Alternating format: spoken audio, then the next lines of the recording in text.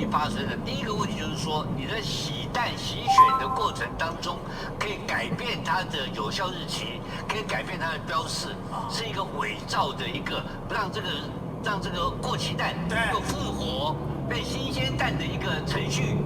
对不对？这个造假的一个程序，所以现在很简单嘛，所以公司开罚单。一送罚办嘛，台湾要减掉介入，对，减掉介入嘛，这是第一个情况嘛。好，然后我就问第二个情况很简单，他说你现在讲的这个台中的事，他故意标示错误，对，